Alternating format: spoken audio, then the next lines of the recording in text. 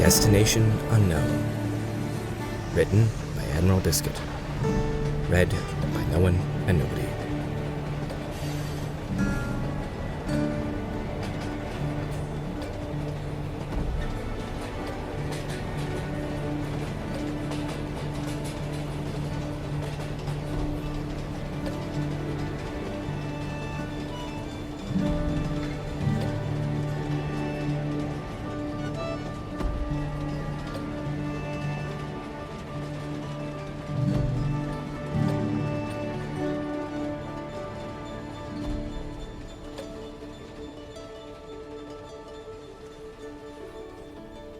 Clinton, Iowa. The castle was small, really just a watchtower, but being up there and watching the sun rise over the trees was inspirational, and she started singing. Sweetsong usually started with songs she knew, equestrian or human, and then once her voice had been warmed up, she'd sing about her journey or places she'd whizzed by. The Golden Dome and the rainstorm, the busy intermodal yard, waking up on top of the covers with her head in the pizza box and having to wash her mane again. Then, when a crowd had begun to gather, she packed up and flew off the castle. It wasn't fair to people who wanted to climb to the top and look around if she was hogging it. Pragmatically, she'd also get more money if she was where people could offer it. She stayed until noon, giving a brief air show for the small crowd that had gathered to hear her sing, and then flew back to Vitalis. There was nothing wrong with eating pizza 2 days in a row, after all. The day staff was just as welcoming and friendly as the evening shift had been.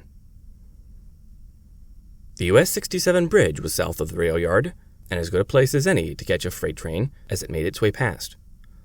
Time was on her side. There was plenty of daylight and lots of trains to pick from.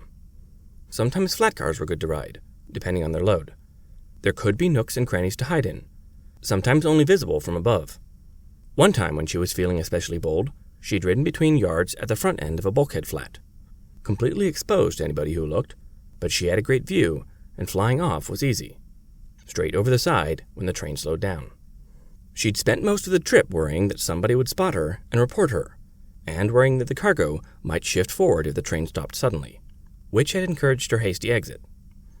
Experience had taught her to recognize which grain cars had hidey holes and which didn't even have floors. A mixed manifest freight rolled under her, and once the locomotives had passed, she stuck her head down and looked down the length of it. Slow moving, plenty of possibilities, and she was bold and full of pizza. So, she took the earliest car she could ride, even though it was only 5 back from the locomotive. Getting through the steel supports on a moving train took practice and finesse, and luckily she had both. Some hobos called the kind of grainer she found a Cadillac, not for its ride comfort, but for its high side sills and flat floor. She didn't have to crawl into a hole to hide. Instead, she could ride out more in the open and not be noticed. She was safe from watchers on bridges too. The slope sheets and roof hid her perfectly.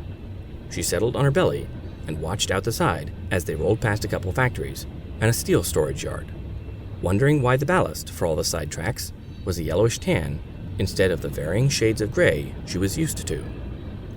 Maybe it was a local rock that could be gotten cheaply.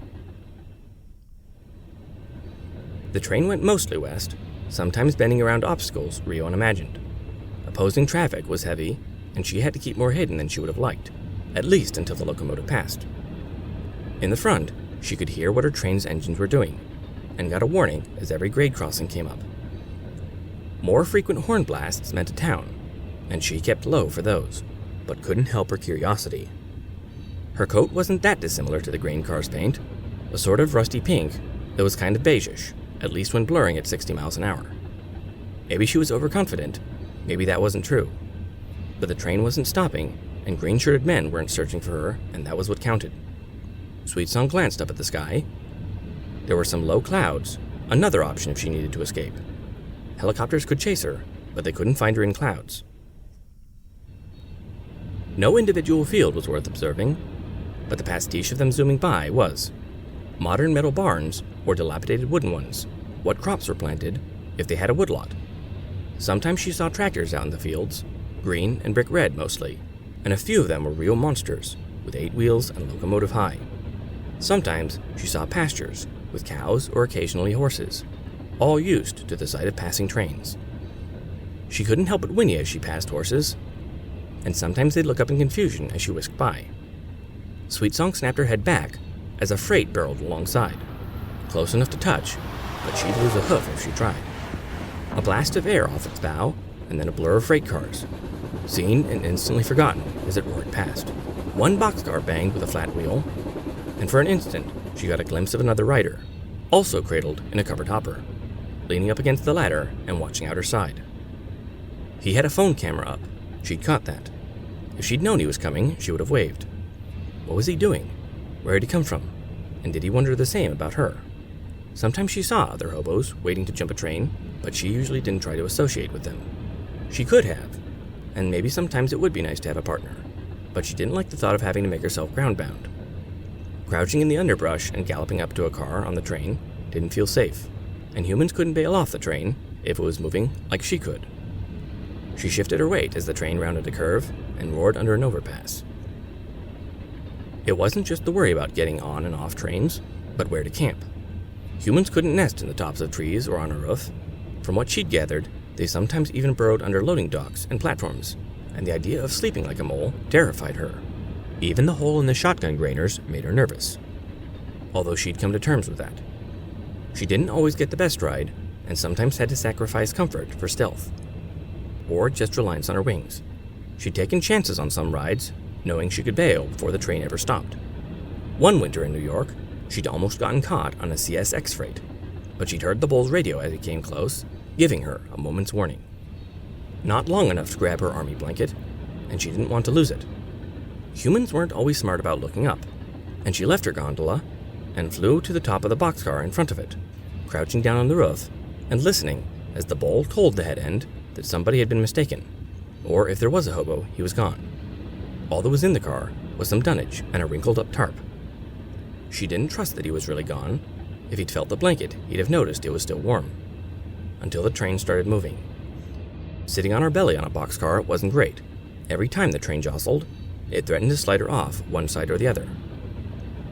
But she waited until she was sure she was clear, and then swooped back down into the gondola, hastily stuffing her blanket back into her saddlebags in case the train stopped again. It didn't, and she'd ridden all the way to Tonawanda in that gondola. The train started slowing as it crossed a river into a large city.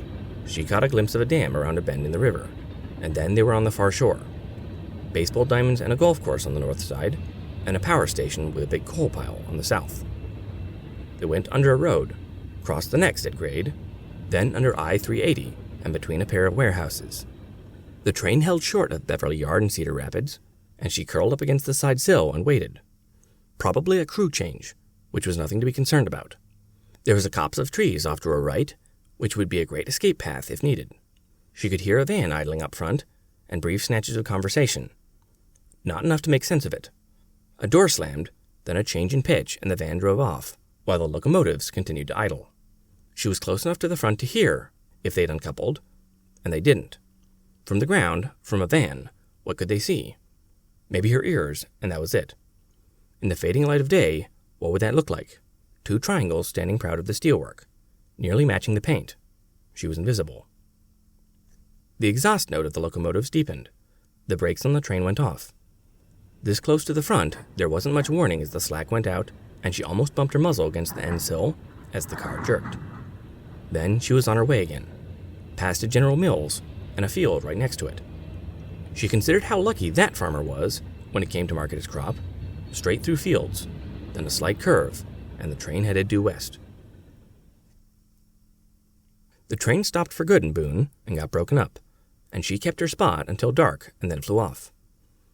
There weren't many good places to spend the night, not until she found a wrecking yard alongside the tracks with rows of automobiles to choose from. A side-swiped Traverse was as good a sleeping spot as any. Most of the windows were unbroken, and the seats in the back still folded down, which gave her plenty of space to stretch out. It was her first time sleeping in a junk car, and as she settled in, she wondered why she hadn't thought of it sooner. She'd seen plenty of salvage yards alongside the tracks. Sweetsong arose before the sun and flew a reconnaissance flight over the yard. During the day, that might tip off the train crews to watch for her, but at night, with the lights from the yard, they couldn't see her even though she could see them. There was a train with locomotives backing up to them, and she could get on now and take her chance that it left at a reasonable hour. or she might get stuck all day in the yard. They might just be switching around the cars. From her altitude, she could follow the rails with her eye. She could see where the track left the yard and curved, near a thick cluster of bushes where she could hide and wait for a train that was actually leaving.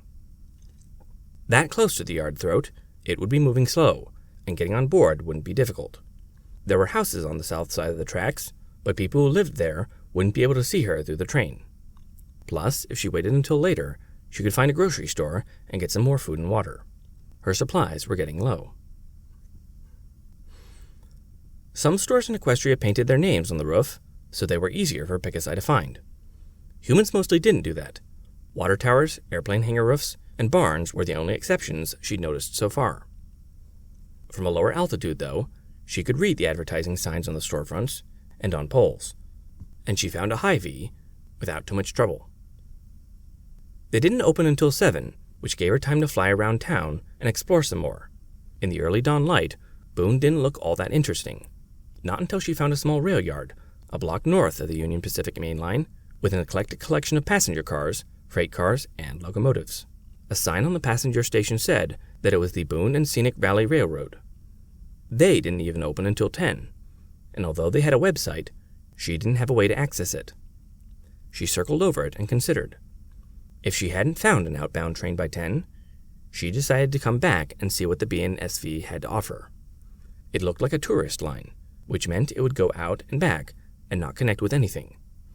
But it might be fun for a day's diversion if the pickings were slim. Plus, she'd learned that rail fans usually gave deference to railroaders, which she was by the loosest definition, and she could use that to her benefit. Sometimes they'd give her bits to help her on her journey, and as often as not, they were very familiar with local railroad operations. They knew which lines went where, or when freight trains typically came through, and could tell her when a suitable freight was likely to arrive.